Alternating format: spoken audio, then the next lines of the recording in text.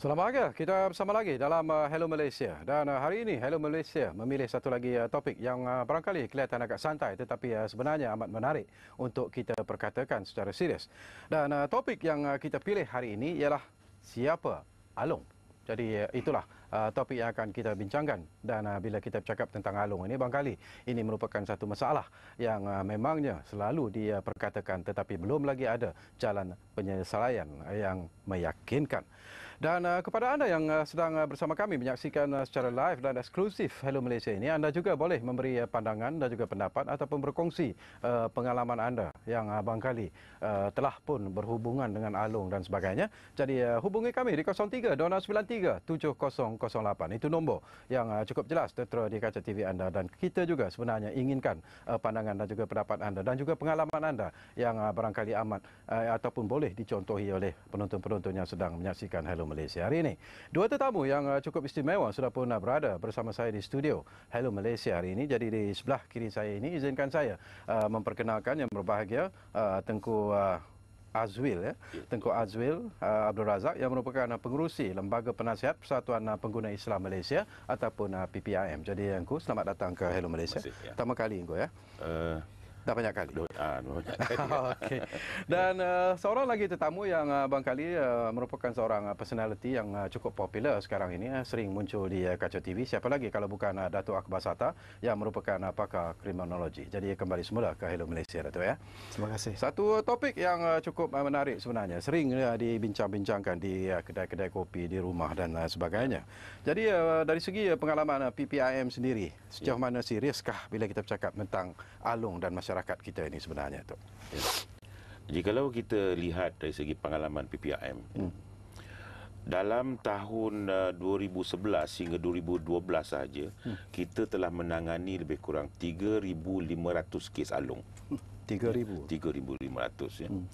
Dan kebanyakan kes-kes ini didatangkan kepada PPIM di atas keadaan di mana peminjam ini telah amat terdesak. Tidak ada jalan keluar, tidak dapat nak mengadu pada mana-mana pihak yang lain, dan jalan terakhir bagi mereka ialah datang ke PPIM.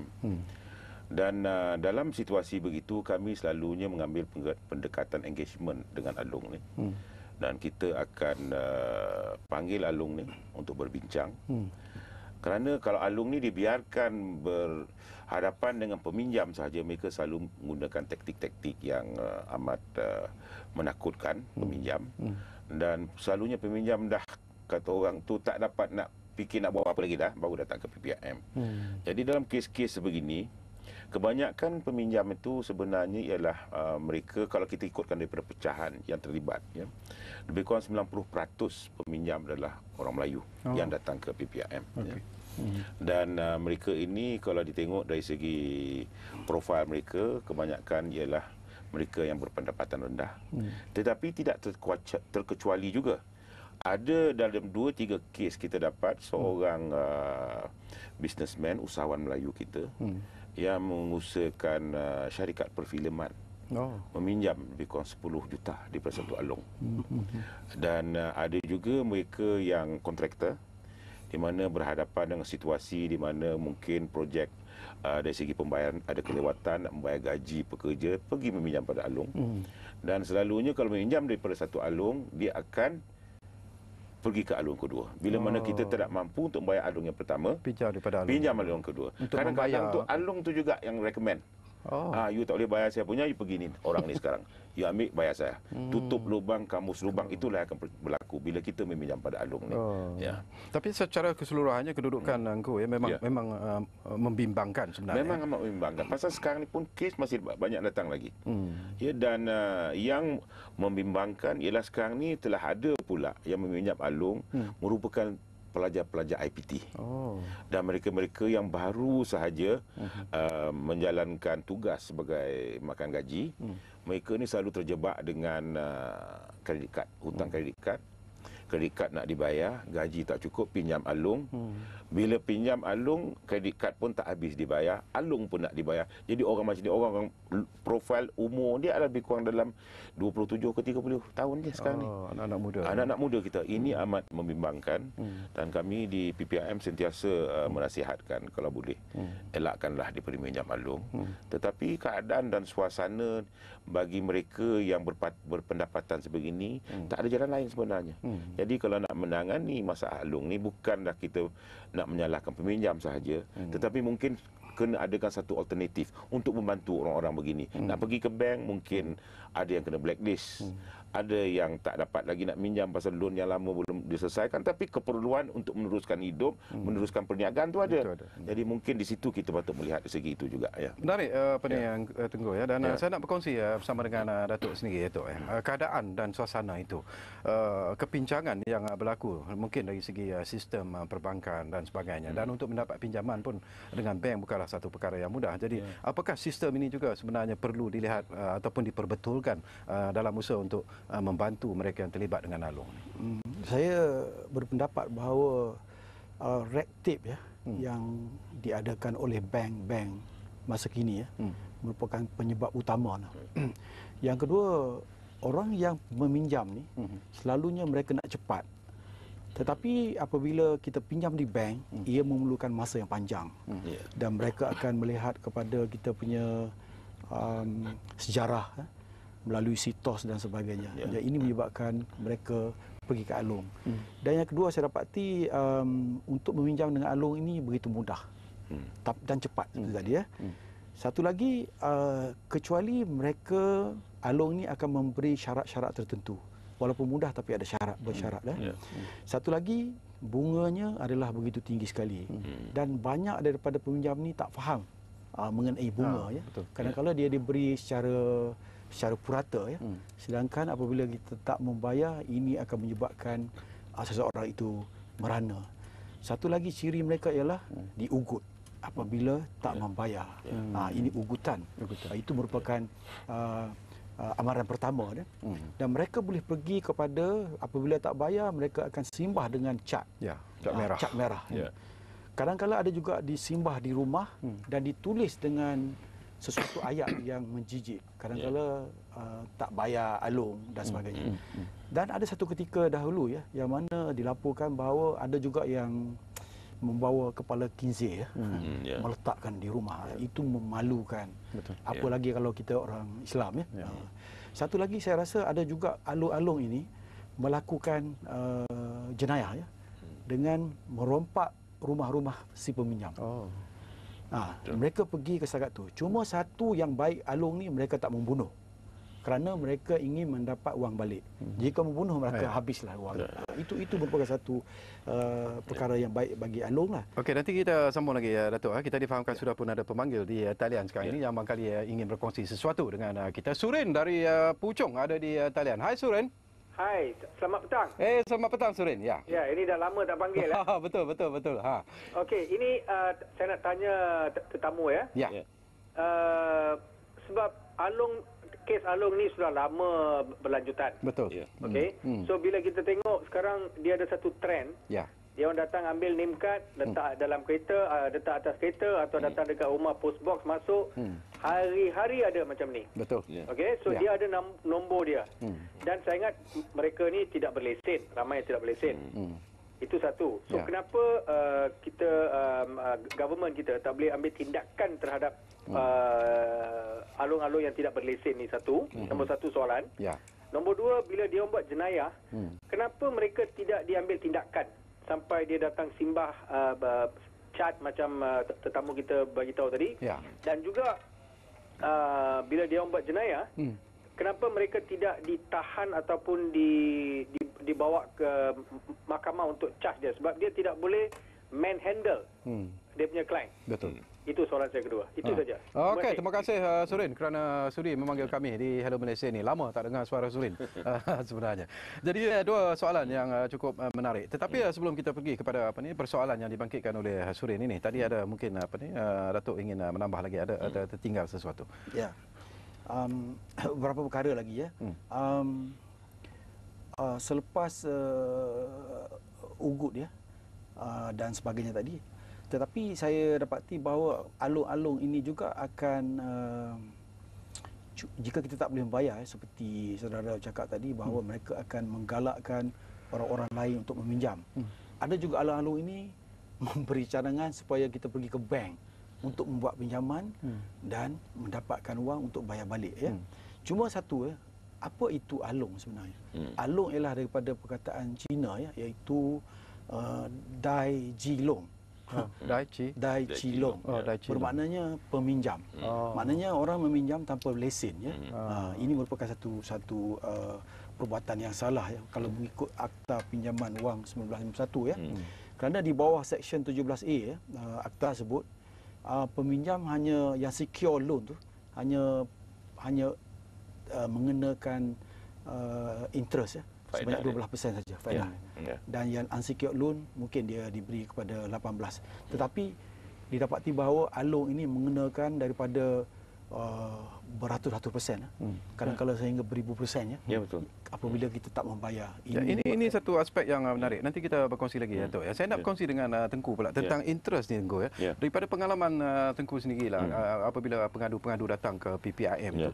Macam mana dia orang calculate interest tu sehingga pinjaman yang 10,000 tu boleh menjadi sehingga beratus-ratus ribu itu. Dia begini. Bila kita default, bila kita pinjam pada alung ni, pada hari kita meminjam tersebut, katalah kita pinjam 10,000. Dia takkan bagi 10,000. Dia dah ambil dah. Dia ambil 2,000 ke 3,000. Ya. Yang balance tu tadi, yang baki 8,000 tu tadi, kita kena membayar dari segi weekly. Mingguan.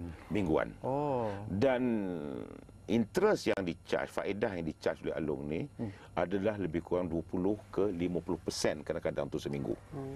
Ada juga yang membayar dari segi harian. Ini berlaku kepada kebanyakan kita peniaga-peniaga kecil.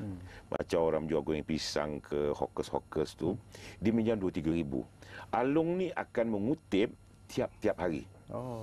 Dia tiap-tiap hari dia akan datang ke kedai. So interest tu dia kira tiap-tiap hari? Tiap-tiap hari. Jadi masalahnya bila kita default 1-2 interest, dia akan ada compounded interest di atas interest. Itu yang menjadikan pinjaman 10,000 kadang-kadang tu kalau masa 3-4 bulan dah jadi sampai 100,000. Jadi selalunya pendekatan yang kami buat bila datang pengadu kepada PPIM, kita akan panggil alung. Dan kita akan berunding dengan alung ni, kita akan potong this compounded interest. Kita cakap pengadu sekarang ni sanggup membayar only di atas prinsipal, pasal kita pun tidak menggalakkan orang tidak membayar hutang. Kalau kita dah hutang, kita bayarlah. Tetapi yang kita tak nak ialah alung ini berlaku zalim dengan meletakkan interest yang paling tinggi. Jadi di situ kita panggil alung ni berunding, kita suruh bayar prinsipal dan mengikut kadar apa yang ditentukan oleh kerajaan, kata 12% ke 10%. Itu selalu kita punya perundingan. Dan syukur Alhamdulillah, daripada 3,500 aduan ni, saya rasa success rate PPIM untuk menangani masalah alung yang datang pada kami itu lebih kurang dalam 90%. Dapat kita selesaikan, insyaAllah. Ya, sebelum Datuk sambung, kita ambil pemanggil ni dulu. Linggam dari Melaka ada di talian. Kita belum lagi menjawab soalan yang dibagikan oleh Surin dari Puchong tadi. Tak apa, Linggam mungkin ada sesuatu yang menarik untuk kita kongsi bersama. Hai Linggam. Selamat malam, Cik Sargowi. Selamat malam Linggam. Ya. Selamat malam pada ahli panel. Ya. Alung ni berleluasa ni disebabkan nak dapat pinjaman ni dari bank ataupun institusi ya. Financial institution ni banyak red tape lah. Betul. Ya. Jadi cara yang paling senang sekali pinjam dari alung dengan senang tapi menderita lepas tu lah. Sebab apa? Bila pinjam semua cantik ya. Nampak no problem kita ini itu. Dah pinjam tu macam-macam hal berlaku.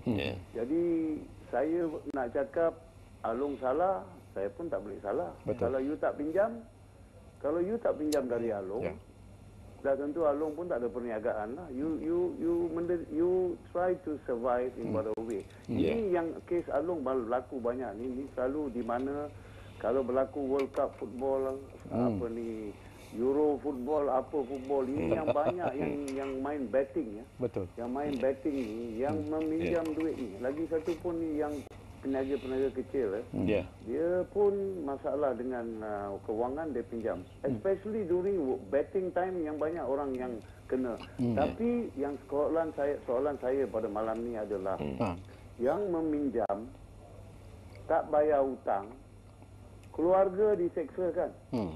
Orang yang katakan orang yang tidak berdosa ya. Anak dia ataupun bapa dia yang dah berusia 6-70 tahun tidak tahu mengena. Betul. Anak dia pinjam duit, tetapi akhirnya bukan anak dia lari, bapa, mak ataupun saudara-saudara dia kena menanggung seksa yang terus. There should be a law, there should be an enforcement on this where you do not touch anybody outside the borrower. Kalau you do that, a law should be on them, and then penalize them to the maximum. Sebab apa orang yang tidak bersalah kita pergi ganggu dia buat apa? Itu saja saya nak tahu lah. Kalau kuasa boleh buat apa-apa berkenaan ini. Do not disturb those who do not borrow. Go after, kalau tak dapat lah. Okey, terima kasih banyak-banyak Linggam dari Melaka. Satu lagi observation, satu lagi persoalan yang menarik sebenarnya dibangkitkan oleh pemanggil kita dari Melaka itu. Jadi ada dua persoalan yang menarik daripada Surin dan juga daripada Linggam. Tak apa, kembali nanti ke Hello Malaysia. Kita akan cuba menjawab persoalan-persoalan yang dibangkitkan oleh dua pemanggil kita setakat ini. Tetapi anda teruslah memanggil kami di 03-293-7008. Saya percaya anda juga barangkali ada pandangan dan juga pendapat dan pengalaman yang boleh kita kongsi-kongsi di Hello Malaysia bersama dengan tetamu-tetamu saya pada hari ini. Berehat buat seketika, kembali semula bersama kami di Hello Malaysia. Anda sedang menyaksikan Hello Malaysia bersama dengan dua tetamu yang cukup istimewa. Dua pemanggil sudah pun membangkitkan persoalan-persoalan yang menarik.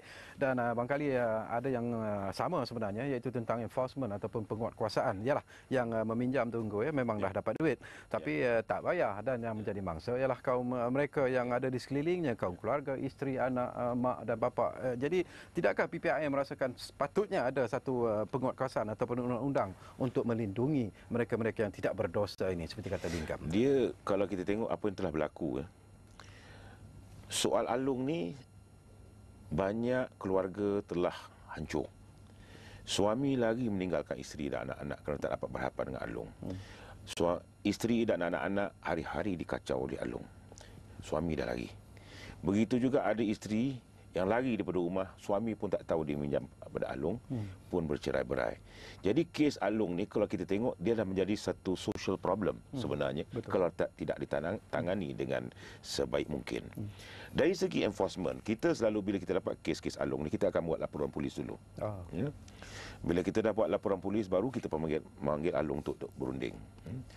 Yang menjadi masalah di sini ialah yang datang itu bukanlah orang yang tokeh sebenar. Ini adalah kaki-kaki dia yang membuat penguatkuasaan untuk mendapatkan hutang balik. Yang di belakang mereka itu adalah, kita tahu kebanyakan tokeh-tokeh Alung ni lah orang-orang yang berprofil tinggi juga, yang duduknya mengeluarkan duit untuk peminjam. Yang menjadi macamnya ialah orang ni tadilah yang maling cat dan sebagainya. Jadi inilah masalah bagaimana kita nak menangani masalah ni. Yang keduanya ialah macam kalau kita lihat dari segi yang memberi pinjaman berlesen. Mereka ni memang dah ada pemantauan dari segi Kementerian Perumahan dan Kerajaan Tempatan. Pasal lesen itu dikeluarkan oleh Kementerian Perumahan dan Kerajaan Tempatan. Tetapi ini sebagai fronting. Dia menggunakan orang yang berlesen, tapi mengenakan juga cas seperti Alung. Pasal dalam hal dan kaedah ni, di agreement tu lain. Tapi dari segi dia meminta hutang tu cara lain. Jadi ini juga berlaku. Jadi dalam hal ni kaedahnya kadang-kadang tu kalau kita tak nak membuktikan sesuatu tu agak susah. Dia cakap agreement ni macam cakap mengikut apa yang ditentukan oleh kerajaan. Tetapi bila dia berunding di belakang, dia minta lain. Jadi inilah menjadi masalah selalu, cara mana untuk mendapatkan satu enforcement ataupun penguatkuasaan atas mereka ni. Ini pun masalah. Saya ingin tambah sikit.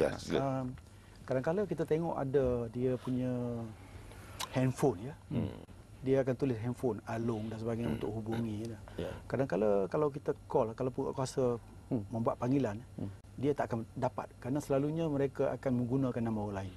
Itu salah satulah. Cuma sekarang ni saya tengok di Shah Alam, di Kelang dan ada juga di Kuantan. Majlis Pembenaran pun telah menjalankan kegiatan untuk operasi untuk membuang. Itu bagus. Satu lagi orang yang meminjam alung ni, satu yang masalahnya ialah ia tidak melapor kepada polis. Yang pertama kerana malu. Itu menyebabkan. Cuma apabila berlaku situasi di tahap yang maksima, itu membuatkan susah untuk dibenteras. Satu lagi kita dapati bahawa ada setengah peminjam ni pandai. Dia menggunakan cuma untuk meminjam dengan alung kita hanya memberi IC kan, kad pengenalan. Orang ada setengah orang pandai nak lari daripada alung, dia beri IC tetapi alamatnya bukan alamat yang diduduki. Tapi yang menjadi masalah yang besar ialah alung ini akan mencari tuan punya alamat dan akan meminta juga kepada tuan punya rumah yang duduk di alamat itu walaupun itu bukan orang yang meminjam. Mereka memaksa sehingga orang yang duduk di rumah itu kalau dia miskin, mereka akan membuat pinjaman juga. Dan diberi cadangan seperti A dengan alung, yang kedua dengan bank dan sebagainya. Jadi ini merupakan satu penyiksaan kepada mereka. Ada juga alung-alung yang juga dahulu kala yang mana beberapa tahun yang lepas mereka kadang-kadang mengurung pemangsa sehingga ada dalam satu surat khabar yang menunjukkan bahawa mereka dirantai tengkuknya sehingga itu. Cuma itulah mereka tak sampai hingga ke bunuh. Ini merupakan masalah. Kadang saya tiba-tiba terfikir bila kita bercakap tentang alung dan apa yang telah pun dilakukan oleh pihak-pihak ini apabila hutang tidak dibayar dan sebagainya. Dulu teringat ada satu kumpulan dipanggil ceti. Jadi beza antara alung dengan ceti ni ada perbezaan ke? Ada. Ceti ni dia tak resort to violence. Ceti ni selalunya dia secured. Kalau ceti-ceti zaman dulu nak meminjam pada ceti, kena ada garantor ataupun cagakan tanah. Dan di sinilah banyak kaedah baru ni saya bercakap dengan satu personality daripada Kedah. Yang bukan personality bahagian Baitul Mal. Dia cakap di Kedah tu kalau tak dipantau dulu, kalau Baitul Mal tak tolong, mungkin 3 suku tanah Kedah tu dah jatuh pada tangan ceti. Orang kita meminjam. Jadi ini satu kaedah yang saya nak kalau boleh kita berkongsi bersama juga. Pihak Baitul Mal dalam kaedah alung ni ada juga membantu kami di PPIM untuk menguruskan, tetapi kita perlu tengok case by case. Memang ada wujud peminjam ni betul-betul mereka yang tertekan dalam kehidupan, bukan kerana nak berjudi, bukan kerana nak bermewah-mewah, terpaksa meminjam pada alung. Kes-kes begini ada yang kita bawa kepada Baitul Mal. Baitul Mal membantu untuk melunaskan. Dan kita berunding dengan alung. Inilah satu kaedah di mana mungkin kita boleh lihat bersama cara mana nak membantu mereka yang betul-betul terdesak dan tertekan oleh kehidupan untuk meminjam pada alung. Saya rasa salah satu cara ialah untuk memasuki koperasi.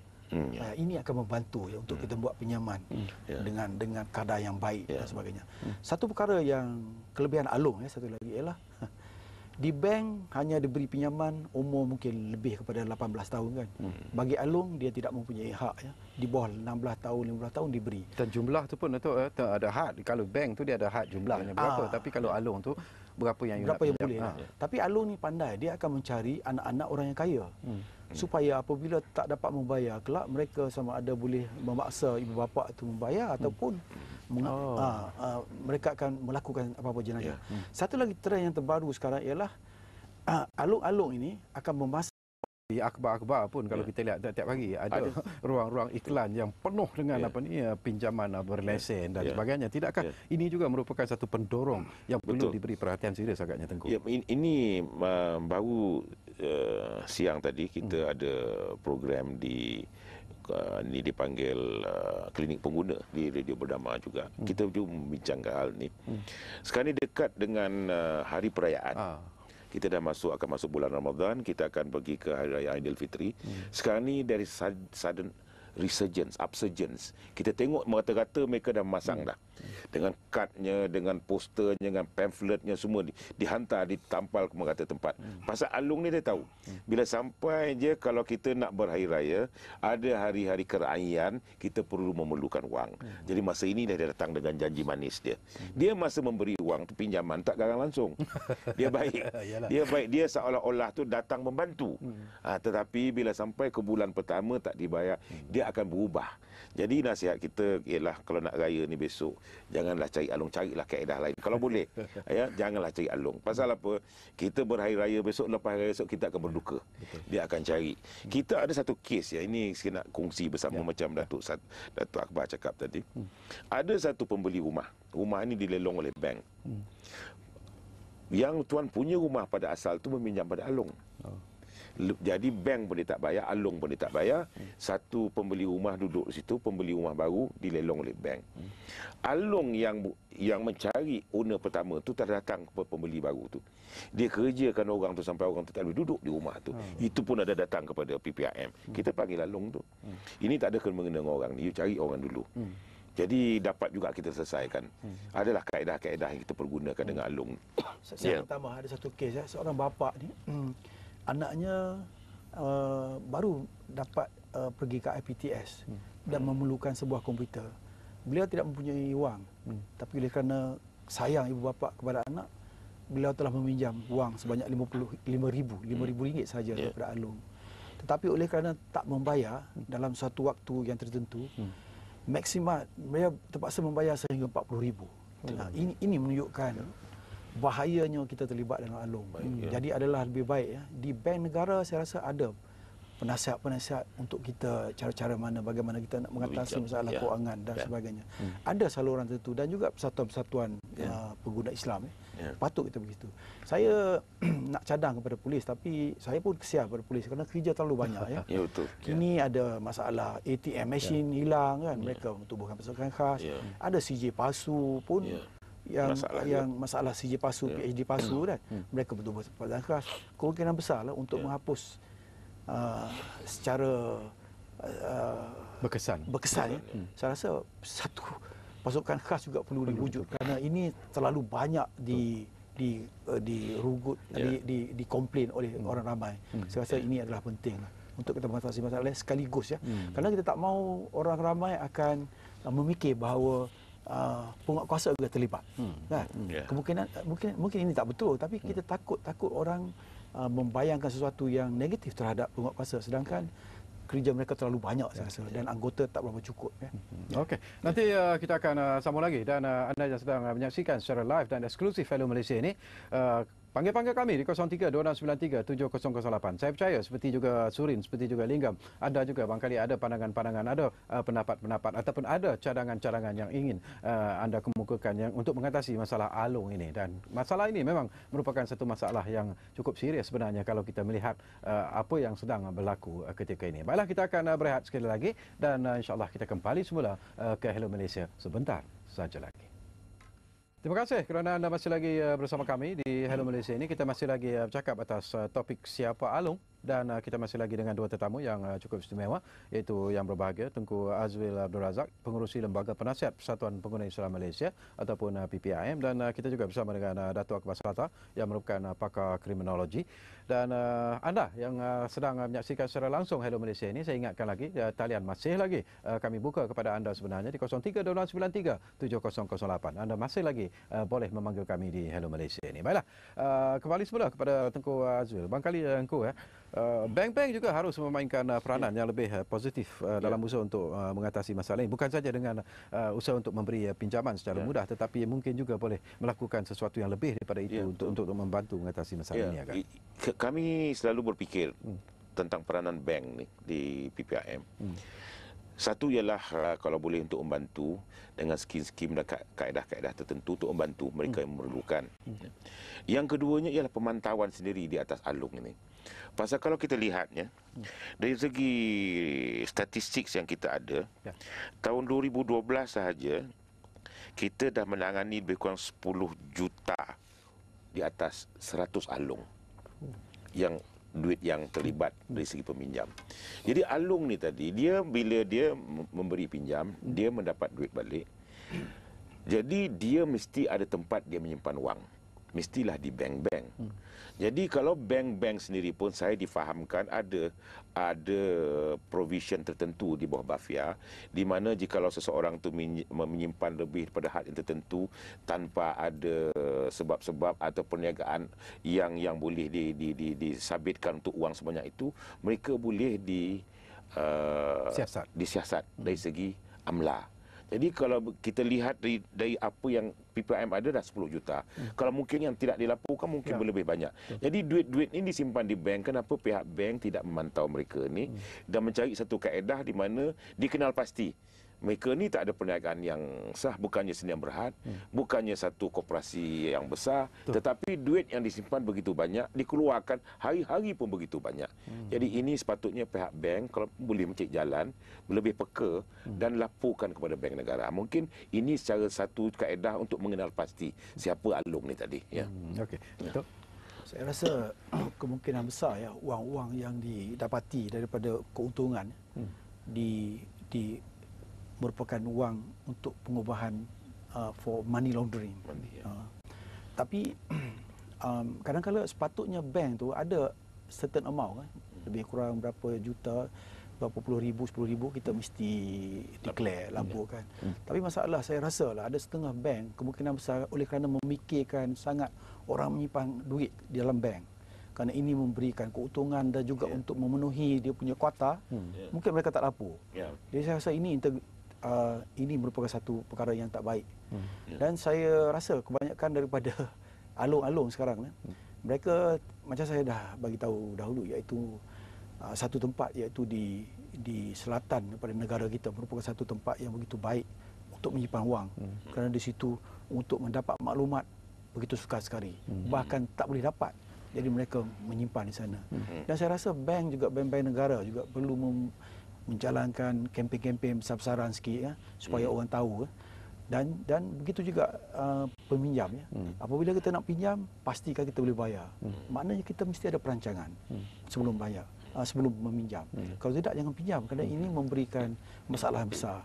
Dan kita perlu sabar bahawa di dalam bank untuk meminjam ia perlu makan masa. Itu kita mesti ada perancangan, kerana ia akan semak sama ada kita boleh bayar balik kalau tidak.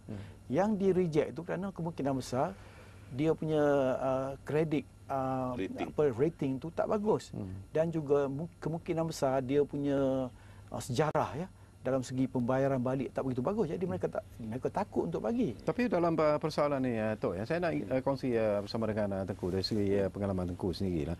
Okeylah, yang pinjam untuk enjoy itu memang mencari masalah lah. Kalau yang pinjam untuk disalahgunakan pun menempa masalah. Tetapi peniaga-peniaga kecil ni macam yang betul-betul ikhlas berniaga nak cari makan, mereka mungkin dah tak ada jalan lain. Macam Datuk katakan, nak pergi pinjam kat bank memanglah mungkin satu perkara yang amat sukar sebenarnya. Jadi peniaga-peniaga kecil ini, apakah mereka perlu melakukan pinjaman itu secara harian atau tiap-tiap hari mereka perlukan modal? Mana perginya keuntungan daripada perniagaan itu? Tidakkah itu boleh jadikan modal? Ini pandangan kita secara ikhlas. Dia macam peniaga kecil Macam saya tengok dari segi peminjam yang merupakan driver taksi. Dia taksi itu disewa daripada syarikat. Mereka perlu membayar sewa taksi hari-hari. Katalah seorang driver taksi itu dia sakit seminggu, tak boleh. Kalau dia tak bayar sewa taksi itu, Toki ambil balik taksi. Dah tak ada income. Jadi untuk membayar balik tu mungkin dia pergi jumpa Along. Kalau dia sewa taksi satu hari RM50 ke RM75, bayangkan dalam 10 hari dah RM750. Sedangkan pendapatan driver taksi berapa sangat? Jadi RM750 tu tadi dia perlu cari duit untuk membayar sewa, sedangkan dia tak ada income untuk 10 hari dia sakit.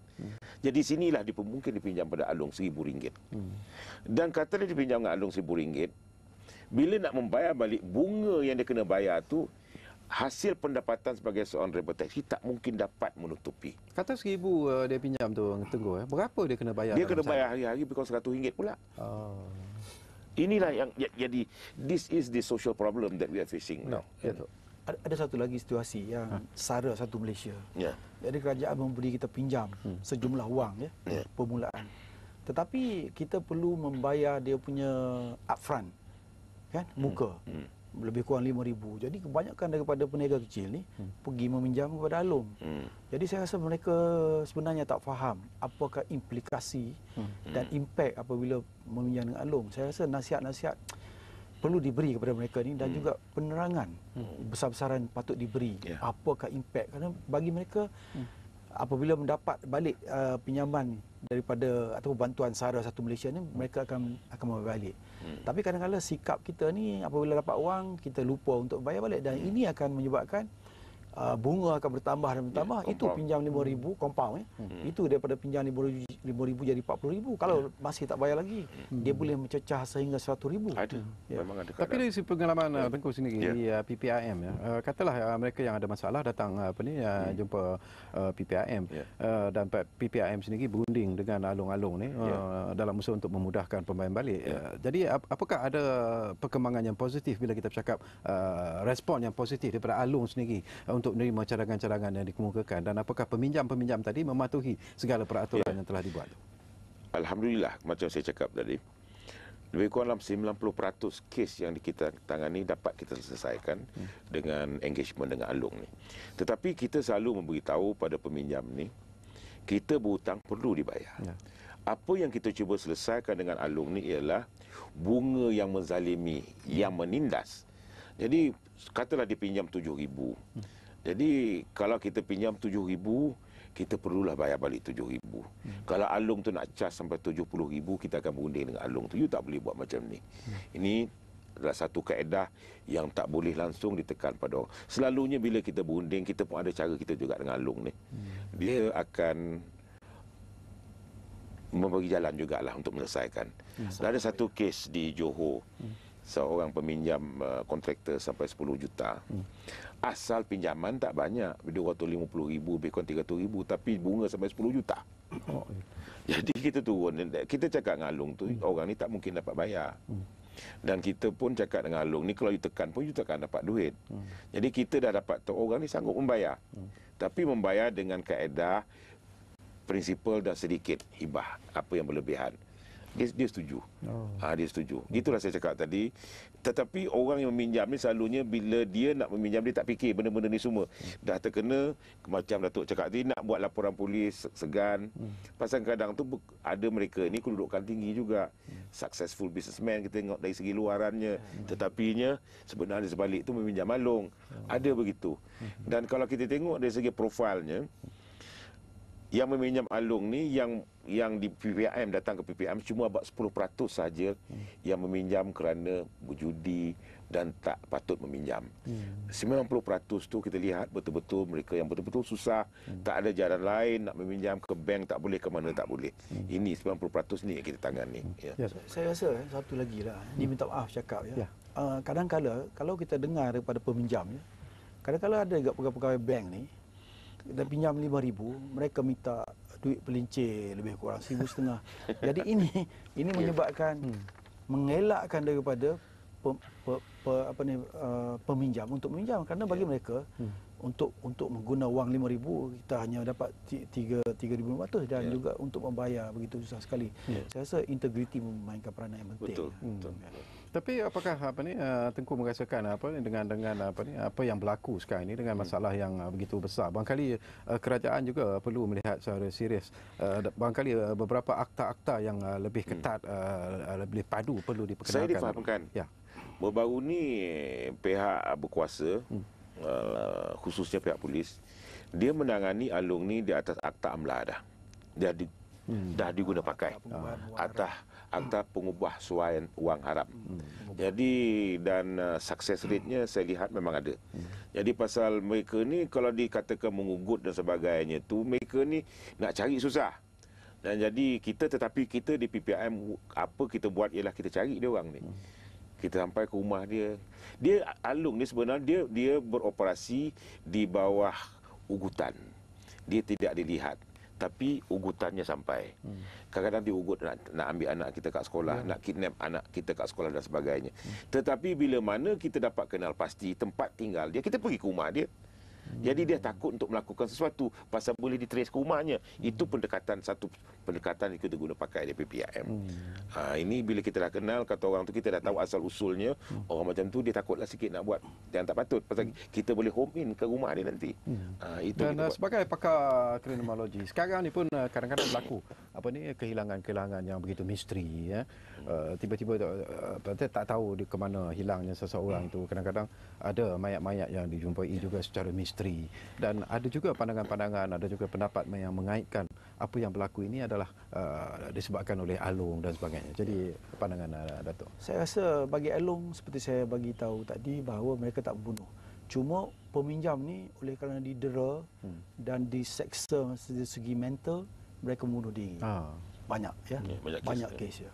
Mereka bunuh diri kerana seksa, tak tahan, malu, dicerca dan dimaki, dihina dan telefon tu berdering 5-60 kali sehari. Dia tak boleh hidup dalam keadaan senang lenang, mereka bunuh diri. Dan kalau kita bercakap mengenai kehilangan kanak-kanak, kehilangan orang ramai, jarang berkait rapat dengan Alung. Ia lebih kepada kes culik, ya. Yang mempunyai, ya, kes lebih kepada kes culik. Okey, kita akan berehat sekali lagi, dan kembali nanti kita akan terus membincangkan tentang siapa Alung ini, dan ini juga merupakan satu topik yang barangkali kelihatan agak santai tetapi menarik sebenarnya dan perlu dilihat secara serius oleh semua pihak. Baiklah, kita rehat sekali lagi dan kita kembali semula ke Hello Malaysia sebentar saja lagi. Baiklah, kita sudah pun hampir ke penghujung Hello Malaysia sebenarnya atas topik siapa Alung, dan kita ingin pandangan daripada Tengku sendirilah tentang apa yang perlu dilakukan oleh orang ramai sebelum mereka cuba meminjam daripada Alung. Sebenarnya saya juga pernah meminjam, tapi saya pinjam dengan kakak saya lah. Jadi kalau belum bayar tu janganlah kakak yang sudah menyaksikan Hello Malaysia bersikap seperti Alung pula. Saya akan bayar, insya-Allah.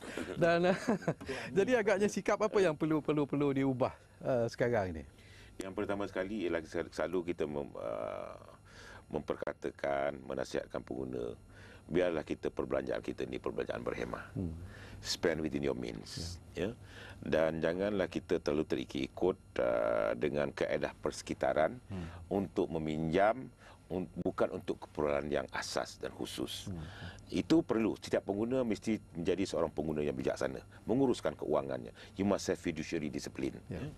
Tetapi di dalam kaedah-kaedah di mana betul-betul terdapat situasi dan kondisi di mana seseorang itu memerlukan bantuan wang dan tiada jalan cara lain melainkan kepada Alung, kita nasihatkan datanglah cari kaedah lain dengan kita dulu. Pasal Alung ni bukan penyelesaian masalah. Yang kedua.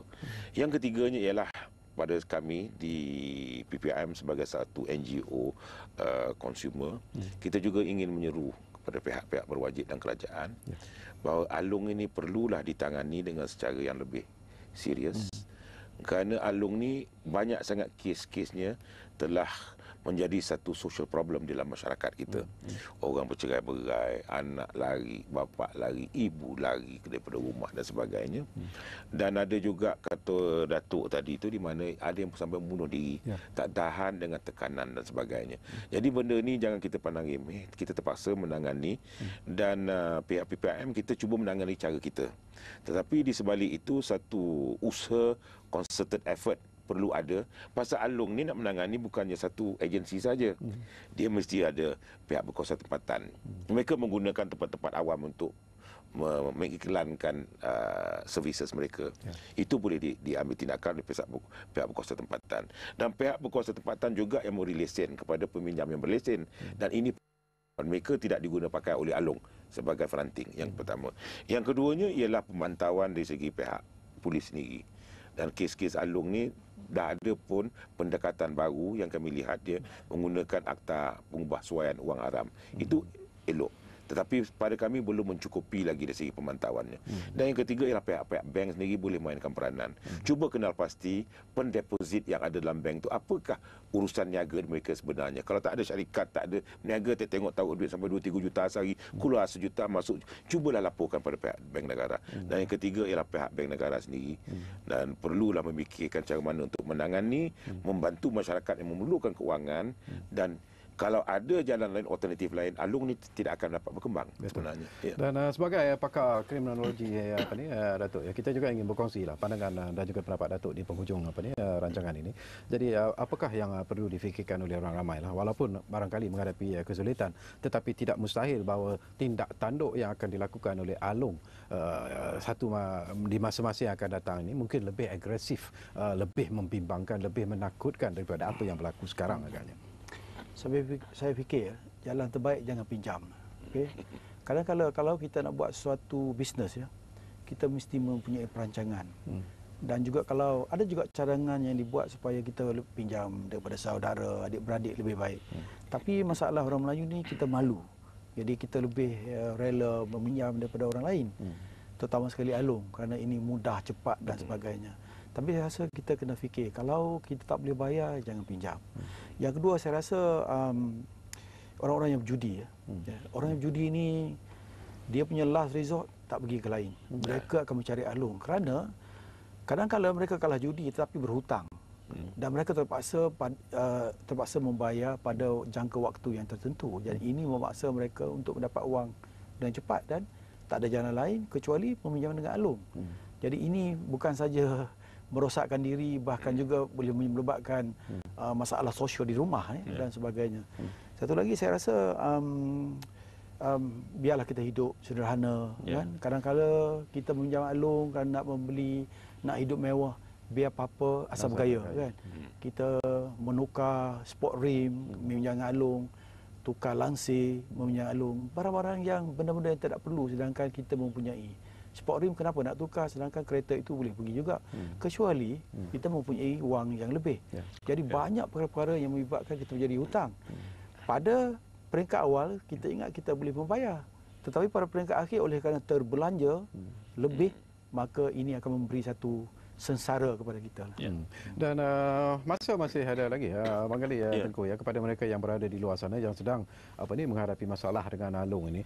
Saya percaya bahawa pintu PPIM sentiasa terbuka sebenarnya untuk membantu mereka menyelesaikan masalah ini. Tak perlu segan, tak perlu malu, walaupun masalah itu boleh dikongsi bersama dengan PPIM, dan saya percaya PPIM sentiasa bersedia untuk membantu mereka. Jadi pandangan Tengku. Dia seperti yang saya cakap, dalam kebelakangan ini kita dah menangani lebih kurang 3,000 hingga 4,000 kes Along. Dan 90% dapat kita selesaikan, alhamdulillah. Dan peminjam itu kebanyakannya dah terdesak, tak dapat pergi tempat lain. Tetapi janganlah kita melakukan sesuatu yang tidak baik. Kalau terdesak, datang berjumpa kami. InsyaAllah kita akan jumpa. Kita ada satu yang kita panggil unit tindakan khas kita tubuhkan untuk menangani kes-kes Along. Dan unit tindakan khas ni akan bergerak cepat. Ada beberapa kes tu di mana mereka dah tak boleh nak balik ke rumah. Telefon kepada PPIM, kita akan hantar orang kita menemani dia balik ke rumah. Tunggu Along tu datang, ditunggu. Baru kita teruskan perundingan dengan Along. Sampai begitu sekali kita nak membantu. Pasal kita faham mereka dah terdesak ni, jikalau macam saya cakap berhutang kerana tidak ada jalan lain untuk kehidupan, kita bantu. Tetapi kalau mereka tu berhutang macam Datuk cakap tadi, nak bermewah-mewah, nak beli sports rim, nak beli itu, kami tak akan bantu. Itu kena jawab sendirilah. Ada syarat-syarat jugalah bagi PPIM. Kita akan study. Kita akan study tiap-tiap kes. Ada tambah sikit. Yang mustahak sepatutnya penguatkuasa mencari punca siapakah yang financial tu Along ni. Ada ni, dia punya dia punya kingpin dan organised criminal. Ada. Sebab ini akan berlaku. Jadi apabila kita dapat menangkap ataupun dapat menyiasat punca-punca ini, maka saya rasa Along ini tak akan berkembang. Tapi di luar negara tu kita ada yang dipanggil loan sharks. Mungkin tidak tanduk mereka lebih ganas dibandingkan dengan apa yang berlaku di Amerika Syarikat. Ia mula sejak tahun 1920-an 30-an di masa Al Pacino, organized criminal yang mana mereka menggunakan loan shark ini untuk menyara family mereka kerana itu memberi keuntungan yang besar. Dan juga di Jepun ada juga yang dikenali sebagai Yamikaze. Dia juga mempunyai sindiket-sindiket tertentu yang memberi pinjaman, tetapi jika tak membayar, teknik-teknik ini adalah sama. Jadi kita pun belajar daripada luar negeri dan sebagainya kerana itu merupakan taktik-taktik yang dijalankan oleh organised criminal, sindiket-sindiket tertentu untuk memberi pinjaman dengan sikit tetapi dapat untung banyak dengan cepat dan melakukan violent ya untuk mendapatkan balik wang. Tapi nak mencari kepala bukan senang kot. Itulah saya cakap tadi. Jikalau pihak bank dan pihak berkuasa bersama-sama melihat dari segi pendeposit duit di bank-bank, memang akan dapat kita kenal pasti sebenarnya. Pasal untuk menjadi alung modalnya bukan 1,200. Nak menjadi alung modalnya berjuta ringgit. Pasal dari segi defaulters pun ada. Ada juga alung yang kena pukul. Kerana dia terlalu violent, hantar orang pukul dia. Ada juga alung yang pernah dijumpai mati oleh pihak polis. Jadi ini, it works both ways. Tetapi selagi ada orang yang boleh mengeluarkan modal untuk kegiatan alung, ada pula demand.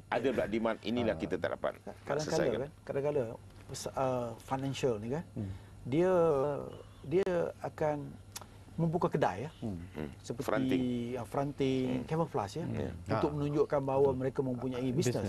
Sedangkan bisnes underground mereka adalah untuk menyenggara dan supply dan membiayai alung-alung. Ini merupakan satu. Dan mereka melakukan pengubahan wang haram lah melalui cara-cara ini. Mereka begitu pandai. Pandai dan sukar untuk dikesan. Okey, terima kasih pada Tengku Zul. Terima kasih kepada Datuk Akbar Sata yang sudi berkongsi pandangan juga pendapat berkaitan dengan topik siapa alung. Dan ini masalah yang saya katakan sudah pun menjadi satu masalah sosial yang amat serius sebenarnya kalau tidak ditangani dengan serius oleh semua pihak. Bukan saja mereka yang meminjam tetapi mereka yang memberi pinjaman pun juga perlu melihat perkara ini secara serius. Dan kerajaan juga sentiasa dari masa ke semasa mengambil tindakan demi tindakan. Bukan dalam usaha untuk melindungi peminjam saja tetapi biarlah pinjaman yang diberikan itu mengikut lunas-lunas, mengikut akta-akta yang telah pun ditetapkan. Tetapi segala-galanya terpulang kepada diri kita sebenarnya. Tepuk dada, tanya selera. Kalau kita ingin hidup seperti seorang putera raja misalnya, sedangkan pendapatan kita tidak memungkinkan kita untuk hidup seperti itu, jadi mungkin kita terpaksa meminjam daripada alung untuk mencapai apa yang ingin kita capai itu. Jadi fikirkanlah perkara ini secara serius, kerana kalau kita tidak meminjam, barangkali kita tidak akan menghadapi apapun masalah daripada alung dan sebagainya. Baiklah, terima kasih kepada anda yang memanggil kami dan terima kasih kerana anda terus menyokong kami di Hello Malaysia. Dan seperti biasalah, sebelum kita berpisah, ingat Hello Malaysia, ingat kami di Bernama TV. Kita jumpa lagi.